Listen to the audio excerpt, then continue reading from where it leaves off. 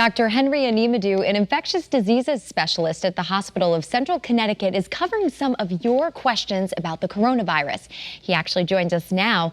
And doctor, so many of our viewers have been writing in, so let's jump right into it. Our first question is from Sandra, and she said that her husband was diagnosed with COVID back in March and was intubated for almost 2 months.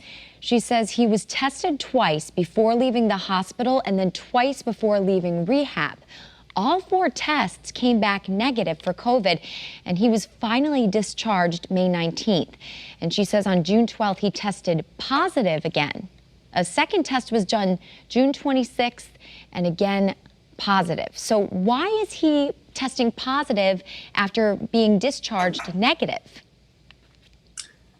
So that can definitely happen. And I've had a personal experience with a patient who tested negative multiple times and eventually tested positive.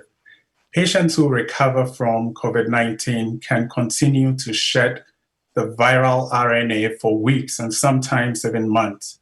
This may not necessarily mean a viable virus.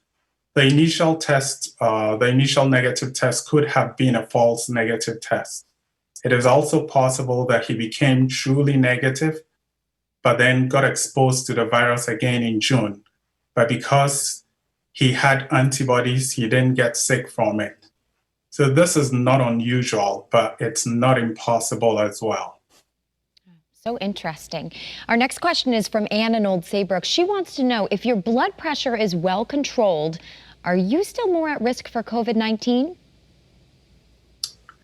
There is limited data on this. Hypertension or high blood pressure is considered by the CDC as a probable risk for severe COVID-19. But there's no clarity on whether a controlled blood pressure is better than an uncontrolled blood pressure. But I think there are definitely good reasons to keep your blood pressure controlled. Absolutely. Make sure to check that blood pressure all the time, right? And this next question is a question a number of people have been writing into us. Do steroids help people feel better if they have the coronavirus?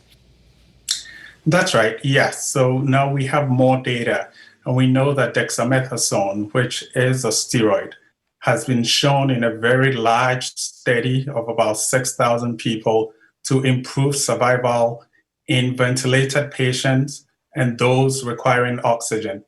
It reduced the mortality by about 1/3 in ventilated patients and about 1/5 in those on oxygen.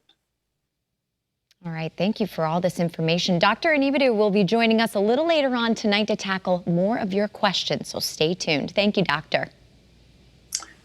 You're very welcome.